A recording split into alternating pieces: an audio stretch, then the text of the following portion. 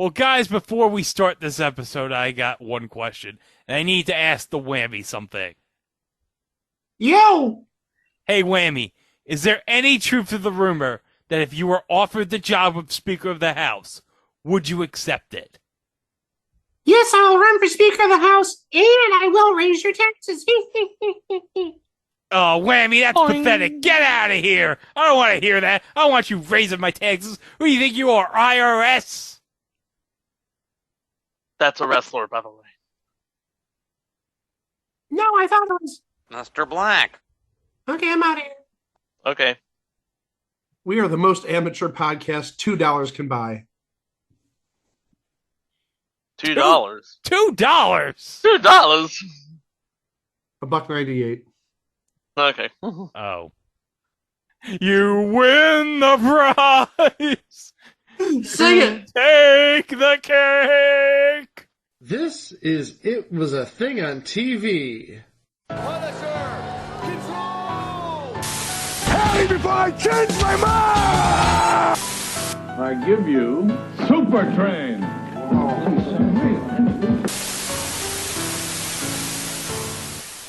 Episode 340, submission number 1386, Sirota's Court. Y'all been waiting for this one. Sirota's Court aired on NBC from December 1st, 1976 to April 13th, 1977 for 13 episodes, 3 of which went unaired. Or 4 episodes might have not been aired. Depends on where you're getting your info from. This is the city. It could be your city. Lucky for you, it's not. What a jungle. Yes, this city, like many others, is a victim of rising crime. Tell me, I live with bars on my windows while the crooks are out on the streets. I bought one of those Doberman dogs. They beat him up. And where does the average citizen find justice? Not here, buddy. Ooh, could we use Superman now? Nobody cares. Nobody? What about the Honorable Matthew J. Sirota of Night Court? Oh, he's the one who's tough but fair. Oh, yeah, he's a nice man. Where is the best defense against the rising tide of crime? Where is a civil servant who is working overtime? Where is a man who gives the law his heartiest support? I will tell you where Sirota's caught. Where is it that the down and out can get an even break? Where is a place of government where no one's on the take? Where is a home of justice of a very different sort? I will tell you where Sirota's caught. Down at Sirota's court. Look out.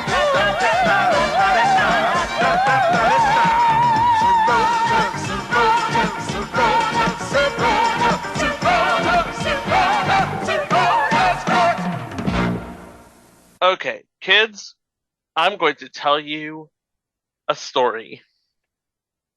Once upon a time, there was a no-nonsense judge who blended common sense and humor. And he dealt with a clerk, a private attorney, a public defender, a district attorney, and a bailiff. So you're saying this wasn't Judge Gary Busey?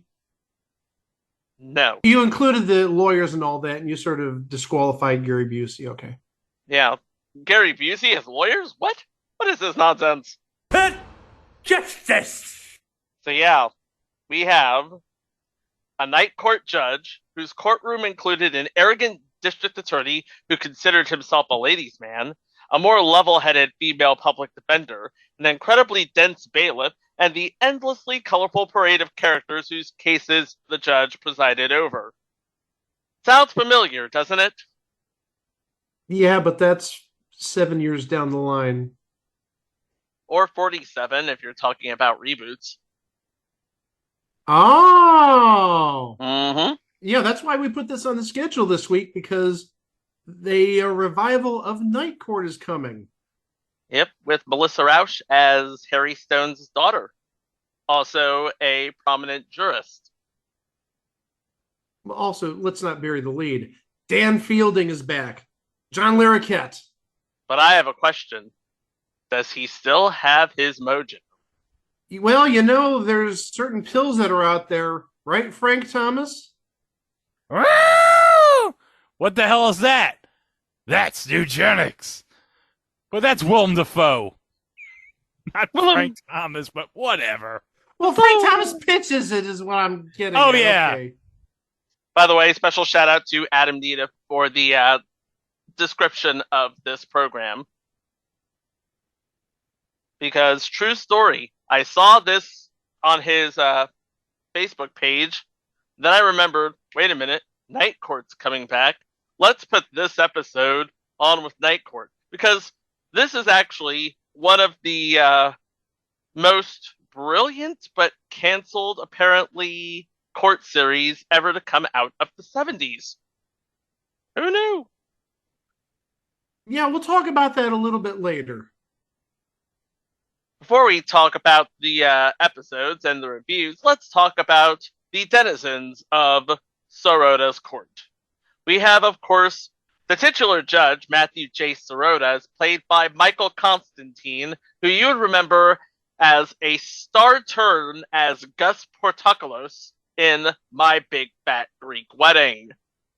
Where else you would know Michael Constantine from is he was the Principal Seymour Kaufman, on Room 222. And he also played the sorcerer in the original Electro Woman and Dinah Girl, who also had another person from Room 222, Judy Stranges.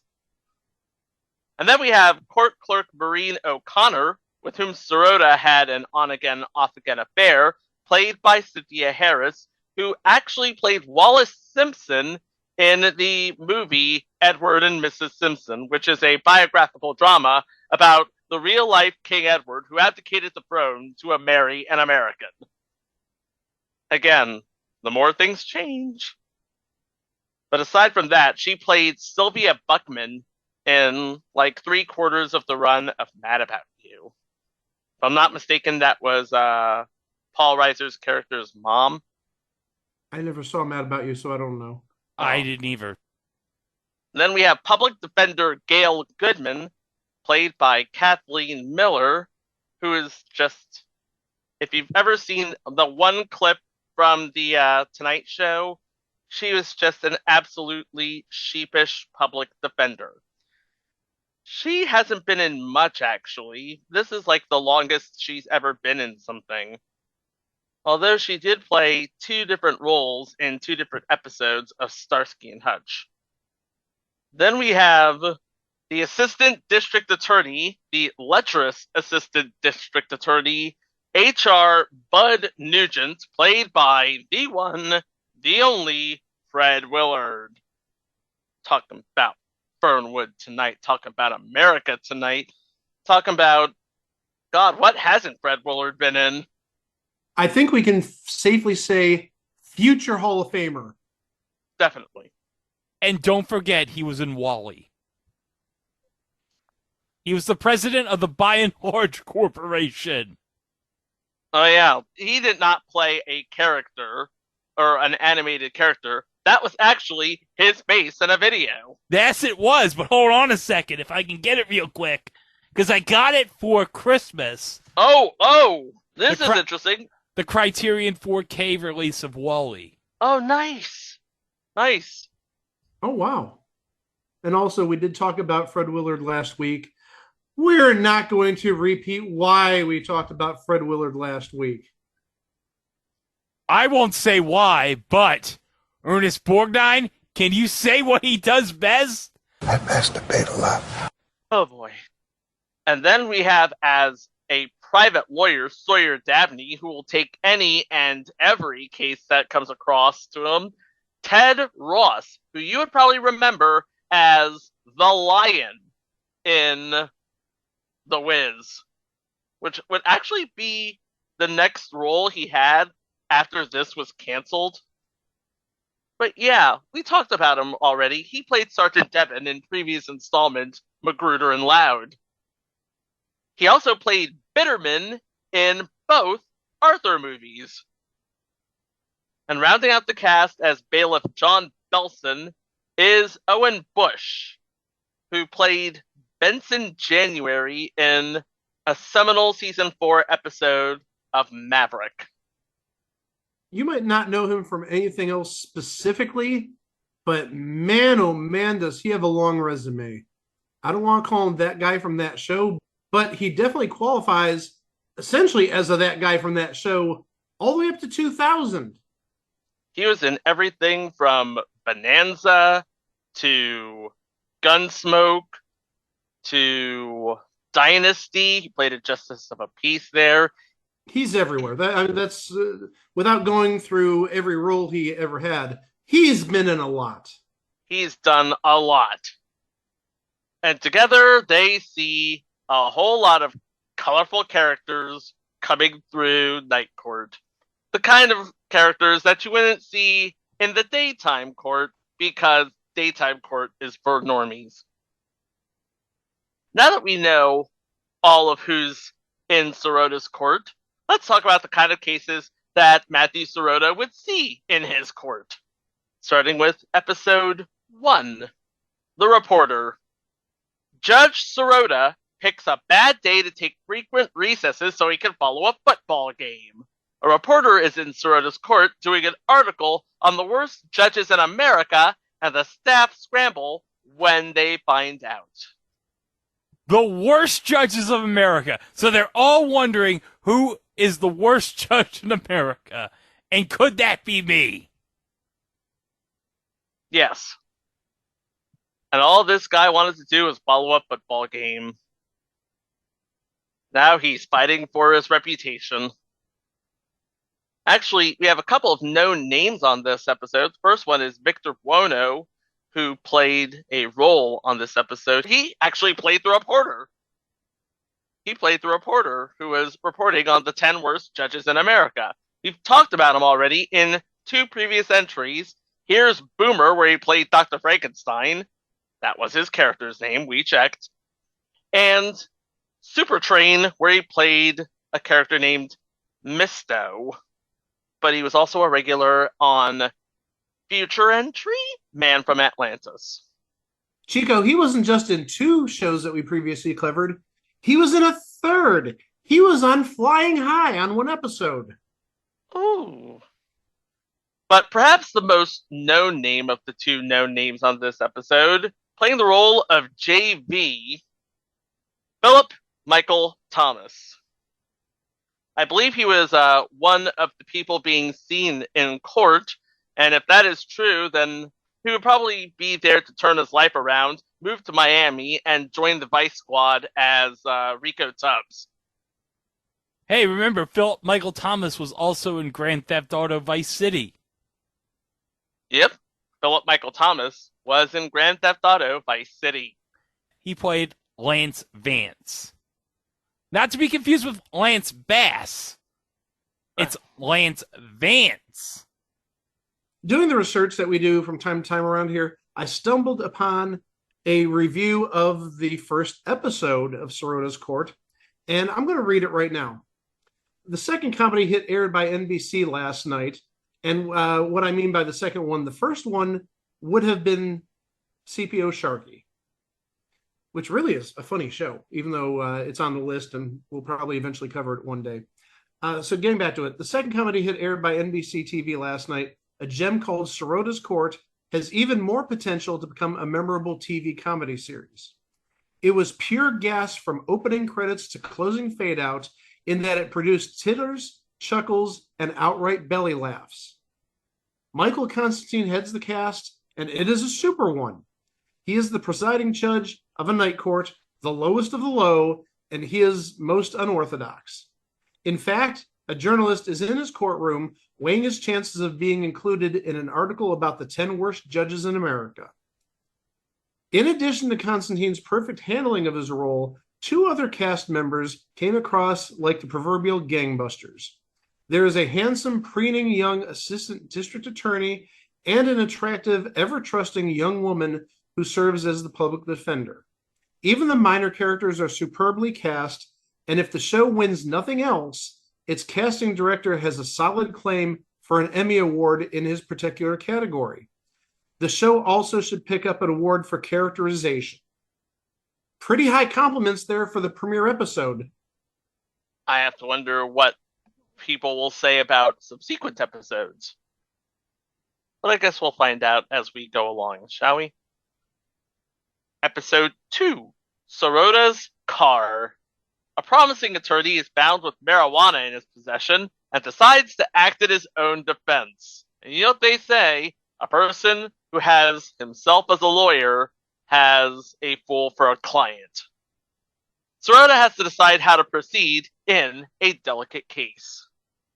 One thing I want to add, we said this episode is titled Sirota's Car. Mm-hmm.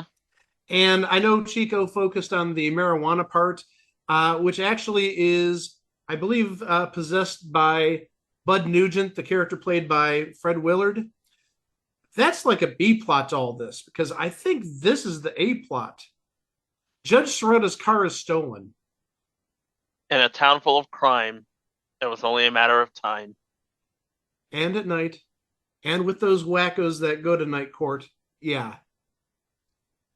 So yeah, you had marijuana there and a stolen car. Hey, how about we go to episode 3? All right, episode 3, The Election. All right, Greg, I hope you're listening. I think you're going to mark out on this one. Okay. Pitted against a candidate named Joe DiMaggio. Judge... Okay, I want you to get out of your system. There you go. Hold on. Time out. When Joe DiMaggio campaigned, did he campaign at Dinky Donuts? Oh, jeez. That's a reference to the Seinfeld episode where Kramer thought he saw him at Dinky Donuts. He was getting something to go with his Mr. Coffee maker. Coffee and donuts.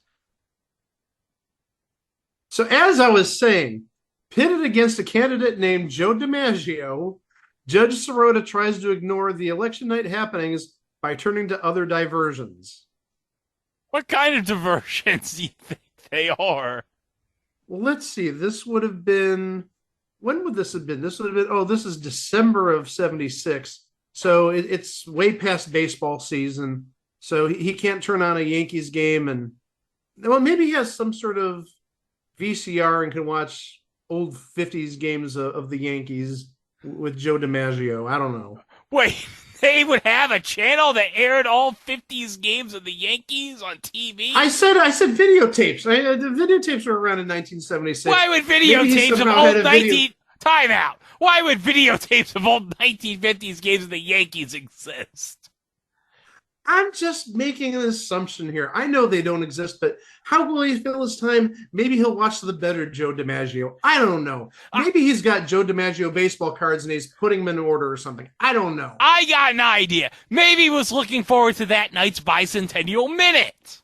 Ha! It's December of 76. It's still airing. Oh, yeah. Yeah, it still has a week and a half left, yeah. Boy, now I wonder who did the Bicentennial Minute on December 22nd, 1976. Nobody? I got nothing coming to me. We might have said it in the first episode. Who knows? We might have. Oh, darn. I'm sorry. I did a search for it and I can't find it. Aww. Oh, hold on a second. Speaking of baseball... This is CNN Breaking News. Do you know what I found just now while going on a YouTube rabbit hole? I can only imagine. All right. I stumbled onto that a couple weeks ago, yes. Yep. Okay, Mike, can you describe what I just sent? He sent a link to the Baseball Bunch, which is a future installment. And on it is somebody we mentioned last week.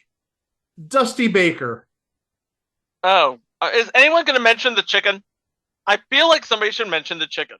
We've mentioned the chicken in the past in relation to the Baseball Bunch. Ted Giannoulis. We love Ted Giannoulis around here. And a little post-production side note. Greg, I found out supposedly who did the Bicentennial Minute on December 22nd, 1976. Aaron Copland. Before we go on to the next episode, we have two names in this episode, and they are tied together, actually. And also, they both played dentists in this episode. One is Al Lohman, and the other is Roger Barkley. And Al Lohman and Roger Barkley were a comedy duo. And one place you may have heard of them, they did actually host a couple of game shows. They hosted the show Name Droppers in 1969 and 1970, but also they hosted, and there's an episode of this out there, even though I think it only ran like 2 weeks or so, not very long, Bedtime Stories from 1979. They were also hosts of their own variety show, and they did Southern California Morning Drive Radio. And hold on, I got to add one more credit. This is for Roger Barkley, just because I know how to make Greg react. Greg, you won't believe what Roger Barkley was on. Hold on. Let me take a guess. Hold on. Yeah, and this is actually his last credits. This is his last credit. Was he on an episode of Wings? No, he wasn't. Greg, this might not be at the same level as Wings, but I think you're going to react in a similar manner, if you can believe that. He was the stadium announcer on the video Dorf on the Diamond. Dorf on the Diamond!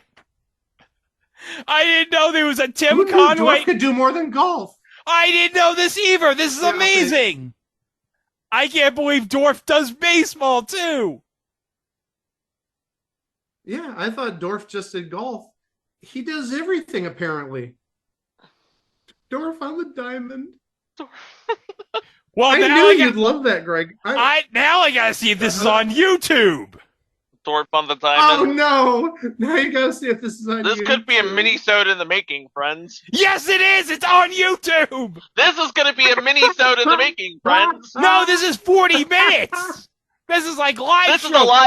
This is live show material. That's what that is. Oh, opening day, we're covering Dorf on the Diamond as a live show. You're welcome. Oh my gosh, there's so many Dorf things on here. I'm taking a look. Oh my gosh. Let me just give you some of these names really fast. I'm sorry to deviate, but this is too good. Dorf and the New Toga. Oh, jeez. I don't think I need to say anything else besides that. Dorf and the New Toga. I hope that's on YouTube. Oh my gosh. Dorf and I'm the looking Confession. right now. Okay, while you do that, I'm going to go through some more of these. Dorf and the Trial. Dorf and the Tea Time. Dorf and the Angry Fan. Oh my gosh. I thought there were just Dorf on golf, I thought was it, but no, there's Dorf on everything. Unfortunately, I cannot find Dorf in the New Toga. Well, hold on. There's actually something, and this is his last credit. Chip and Bernie Save Christmas with Dorf. I don't even get that. So wait, hold on. Do Chip Eston and Bernie Sanders save Christmas with Dorf? I have no idea. Oh my gosh. This one, I think we may have to see if it's on YouTube. Dorf the Bingo King. Dorf the Bingo King? Dorf the Bingo King. Not Dorf the Bingo King. Dorf the Bingo King. I want to see Dorf kick everyone's ass in bingo. Dorf Goes Fishing. Dorf Goes Auto Racing. Oh my gosh. I'm looking at the Dorf Goes Auto Racing. I can't even say this. He has a first name in this Dorf installment. You're going to hate this. Dusseldorf. Oh, God. Oh, God. Dorf's Golf Bible. Dorf and the First Games of Mount Olympus. I remember that for some reason. I think that was directed video, and I remember seeing ads for that back in the day. Then you got your Dorf on Golf. That's it.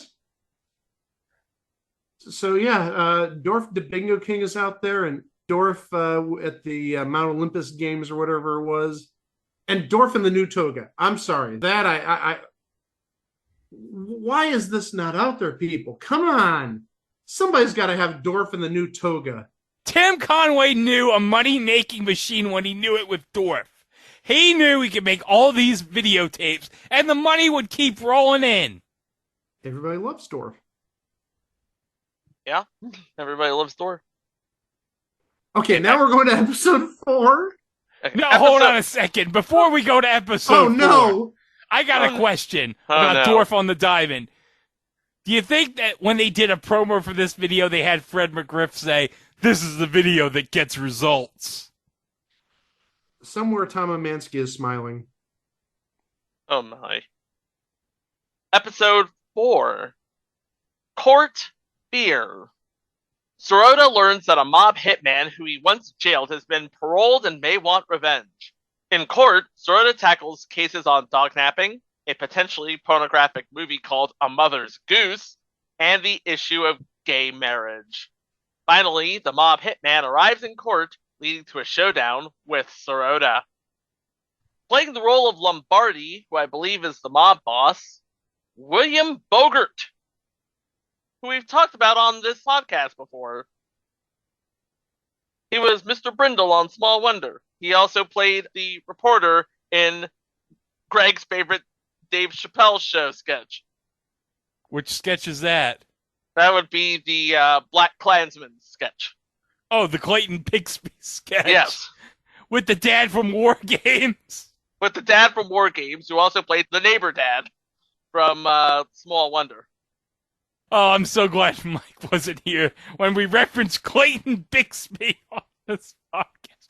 Do you know how hard it was to find a clip of the Clayton Bixby sketch that was actually usable that I couldn't bleep? I can imagine. Oh, hey, one other place that William Bogert showed up that I know we're going to talk about sooner or later. He was on an episode of Salvage 1. Oh, that's terrific! We got to talk about Salvage one of these days. Maybe on a Star Trek day one year. Who knows? That was a Harv Bennett joint, so... That was a Harv Bennett joint. This was actually sort of a turning point for the show writ large, because we went from, this is a really good show with a bunch of talented castmates and some spot-on writing, and then next thing you know, we have the first show that features gay marriage. All of a sudden, yeah, it's like, okay, we can't watch this show anymore. Mostly hardline conservatives, but yeah. Many people at the time, and this is from Lost Media Wiki, many people at the time did not find same-sex marriage to be acceptable and thus began to boycott the show. As stated by producer Peter Engel. And by the way, it is that Peter Engel. Yes. Oh, yeah. This is the person who was behind Saved by the Bell. Episode 5. The Hooker. Madly in love with an English girl he believes to be the daughter of an earl, Bud tries to persuade Judge Sirota to marry them, not realizing the girl is already known to the judge. Oh, that deserves a Susan. Uh-oh. Greg? Nothing? Oh. Uh-oh. Hey, Greg. What? Greg, do an uh-oh. Uh-oh. Uh-oh.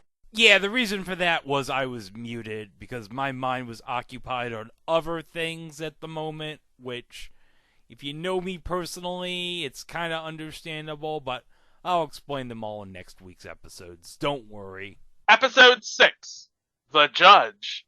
An overly eager policewoman on the Vice Squad arrests a judge whom she believes is trying to pick her up, and an assistant district attorney sees it as an opportunity to get some favorable headlines for himself. Episode 7.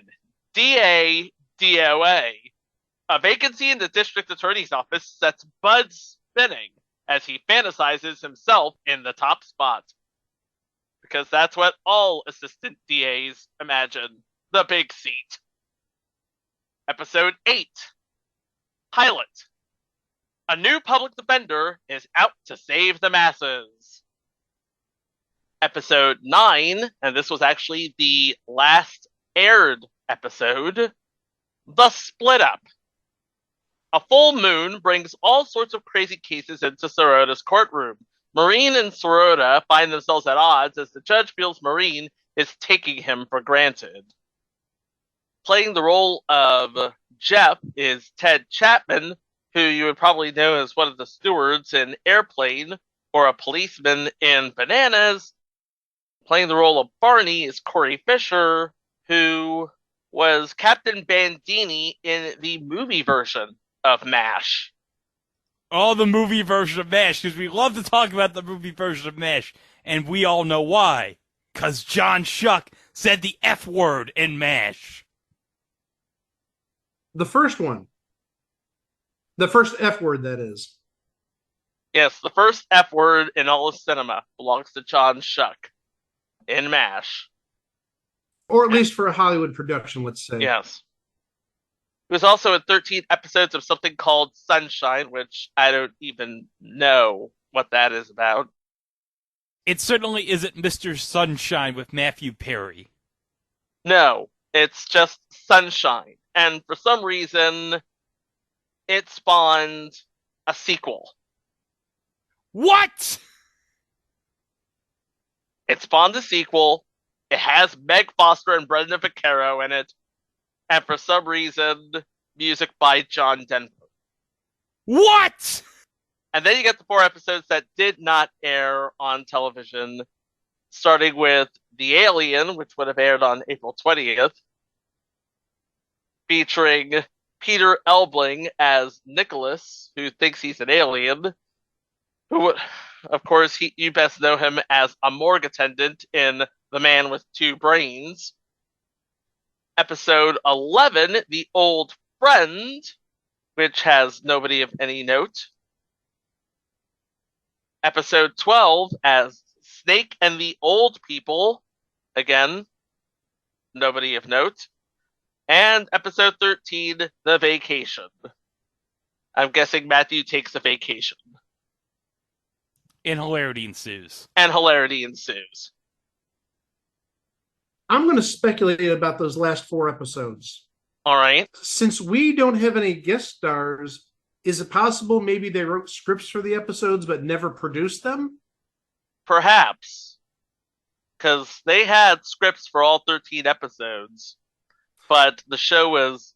And like he said, the show just faded away but wasn't officially canceled. I guess the plan was to burn off the rest of the run, but they never got around to it. Because I'm looking at the schedule, and I think I found the cause of death for this one. Well, we already talked about one potential cause of death. Yeah. I will add, there had to be guests on these last 4 episodes, which is why I think it may have been written but not produced, because this is such a guest-driven show. This is like Night Court. The people you have coming in as plaintiffs and defendants and whatnot, that's what made the show hilarious, talking about Night Court. So you've got to assume you'd think they'd have something similar on Sirota's Court. And then, because this show aired, if I'm not mistaken, Wednesday nights at 8:30. You know what else was on at that time? ABC was airing Beretta. I thought you were going to say that. And CBS was airing All in the Family. Oh, that'll do it. That'll do it. And it also aired at both 9 and 9:30. And when it was on at 9, it actually was stacked up with CPO Sharkey. We talked about that earlier. A show we talked about not that long ago, which went over like a lead balloon, the McLean Stevenson Show. And then at 9:30 was a sitcom with Danny Thomas called The Practice. I remember seeing the opening credits to The Practice. Yeah, basically it was a show about father and son doctors. Not The Practice that we may know and love from like 20 years ago. Cameron Mayheim's nowhere to be found on this. Or Dylan McDermott, for that matter. No, not even Lara Flynn Boyle.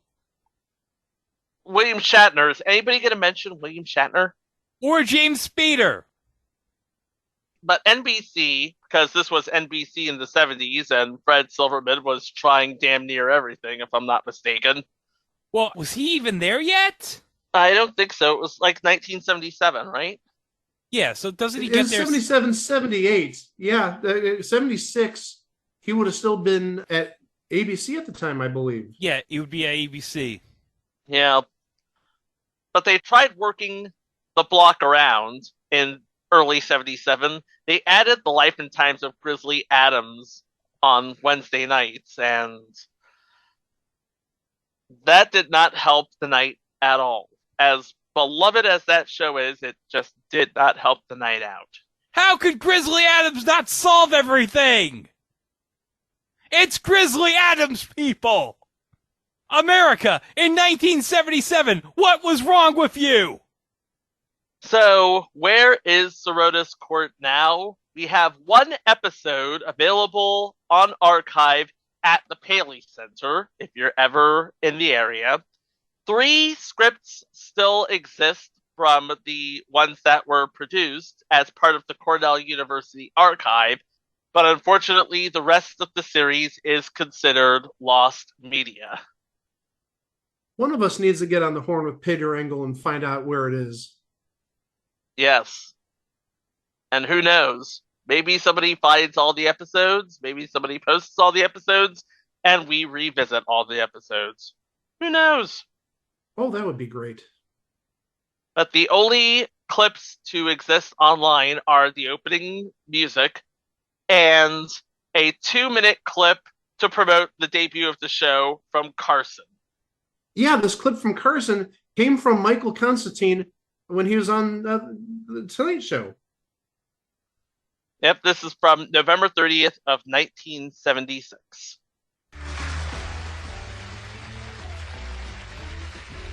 Michael Constantine, you may well remember, won an Emmy for his portrayal of the principal in the television series Room 222, and he's the star of a new NBC series called Sirota's Court, which is at its premiere episode tomorrow night at 9 o'clock, which follows Don Rickles, who has his premiere tomorrow, and McLean Stevenson. Would you welcome Michael Constantine? Mike?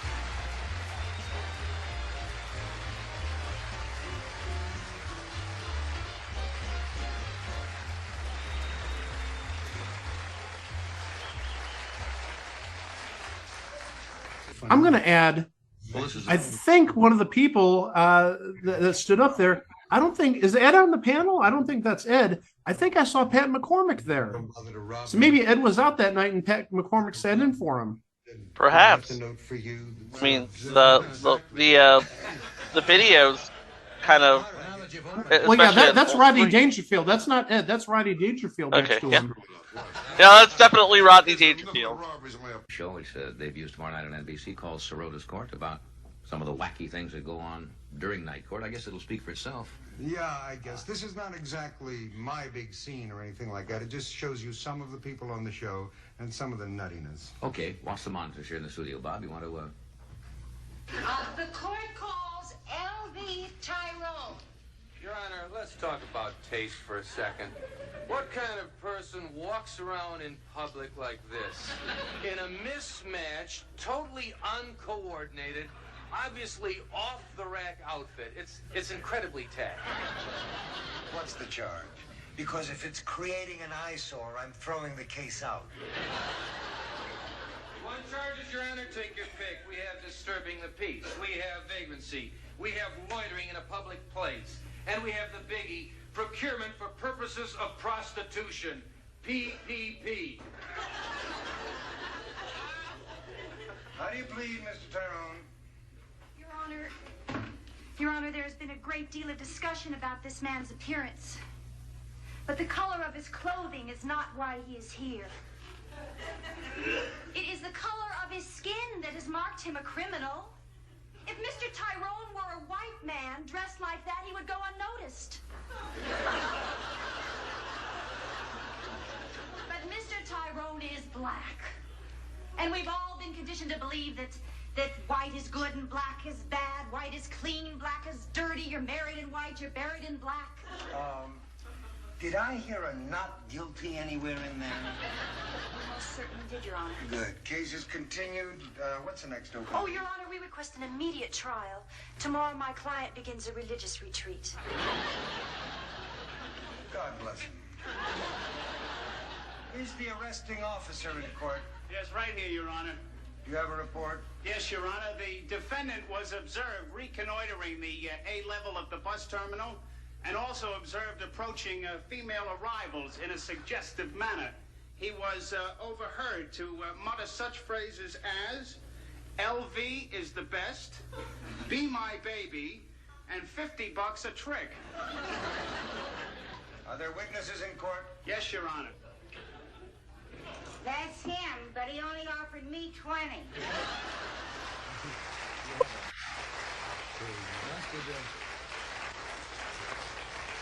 That's a premise that could really work well because you have a gold mine of things to draw on. Oh. Every experience in life can... Tremendous.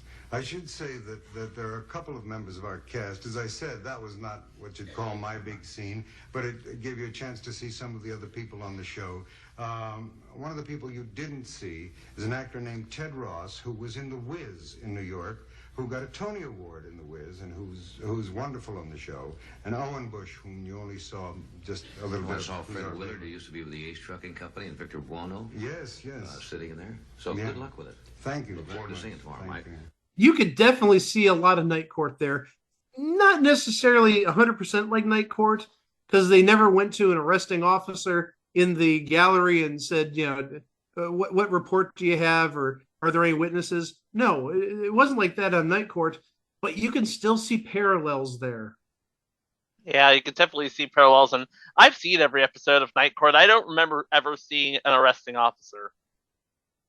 Well, I've seen every episode that A&E would allow to air, well, A&E and Laugh TV. So, but yeah, the blueprint was there for Reinhold Weege to borrow from, shall we say? Use as inspiration. Thank you, Mike. Thank you. And it's not like this show is at all bad. It was nominated for both a Golden Globe for Best Performance by an Actor in a Television Series, Musical or Comedy, as well as an Emmy for Outstanding Art Direction or Scenic Design for a Comedy Series. So the show was not bad. It was just dealt a bad hand, I want to say. And I don't think we've ever mentioned this. Can we go back to the theme song for a second? Well, we could talk about the theme song. Okay, because the theme song, once you get past the opening narration, shall we say, that theme song, that's a swinging beat right there. That's a bop. That's a banger. I mentioned earlier the recap of the first episode, and it got glowing reviews. As you mentioned earlier, the gay marriage probably turned off a lot of people. And I do have some ratings here. Admittedly, one of them is for what would be reruns, because it comes from late April of 1977 after the final episode aired, apparently. In late January of 1977, from January 24th to January 30th, it placed 46th out of 67 shows. So it was right on the cusp of being in the bottom third. So that's not necessarily a good sign. And late January, that probably would have been the episode after the gay marriage happened, possibly. Maybe even the episode where the gay marriage happened. So yeah, it's not looking good at this point. And I should add that this week, January 24th to 30th, the ratings are unusually low, and there's a good reason for it. Why is that? That entire week, a little miniseries aired. Roots. The top 7 spots in the ranking that week were Roots. First was the Sunday episode, second was the Friday, then Thursday, Tuesday, Monday, Wednesday, Saturday. So it may have been going up against Roots in some capacity. It had to be going up against Roots in some capacity, because I'm sure Roots was either a 2 or 3 hour miniseries. So there might be a reason why it didn't have great ratings that week. You're not beating Roots. It was the top 7 shows that week. You're not beating Roots. That was a historical television event. That's what I mean. You're not beating that. Never, never, ever are you beating Roots. That's the only week I have ratings for, but we can definitely see the slide if we take a look at the season-long ratings, because there were 102 series in the 1976-77 season. Anybody want to take a guess where Sirota's Court was out of those 102 shows? 70. No, that was CPO Sharky. So that was on the same night on the same network, but that was CPO Sharky. Greg, want to take a guess? No clue. 98th. Oh, God! Yikes! Yeah. 98th out of 102 shows. Maybe now we know why it didn't last that long. Maybe it may have been the gay marriage. Maybe just viewers totally tuned out after Roots or something like that. But 98th out of 102. Well, that'll do it. The show that placed 98th out of 102, yeah, that's not coming back. Not at all. In fact, it's a wonder that we found what we found for the extent of our research, so...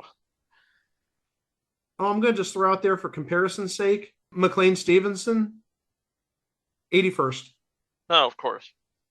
So yeah, there's 17 shows that are higher than Sirota's Court. Even Holmes and Yo-Yo is 83rd. Well, we liked Holmes and Yo-Yo. I get like that, but yeah. But still, no bueno. No bueno. And if you're keeping score, that's 2 references to John Shuck in this episode. Well, Greg, let's make it 3. Starfleet regulations, that's outrageous!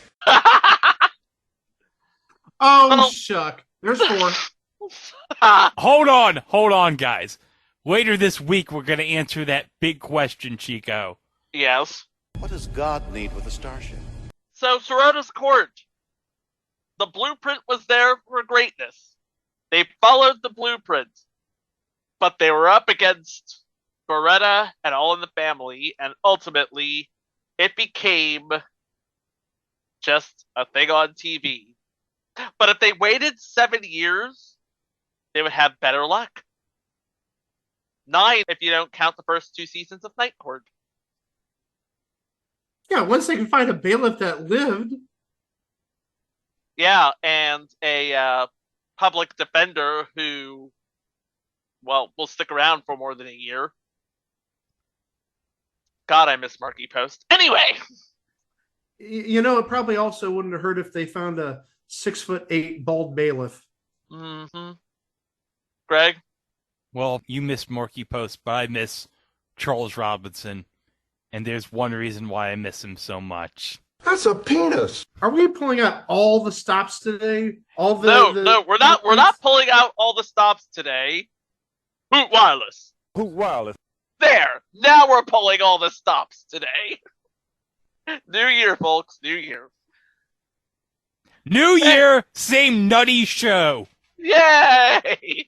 Anyway, you can find all of our nutty shows at itwasthingontv.com. Of course, all of our episodes, our minisodes, our live watches, and not only are we available on that site, but available on all podcast platforms, wherever fine podcasts can be streamed. And I should add, we're now on Amazon Music and Audible. Remember, like and subscribe, rate and review, 5 stars only, because positive vibes only. Now, still to come, I have my briefcase here, gentlemen. And you know why I have my briefcase here? Because that's where you keep your pornography? No, I do not keep my pornography in this briefcase. I'm not telling you where I keep my pornography. And why don't you? Okay, there you go. All right. That's the right answer. Anyway, I have a suitcase here. It's my money in the bank pick.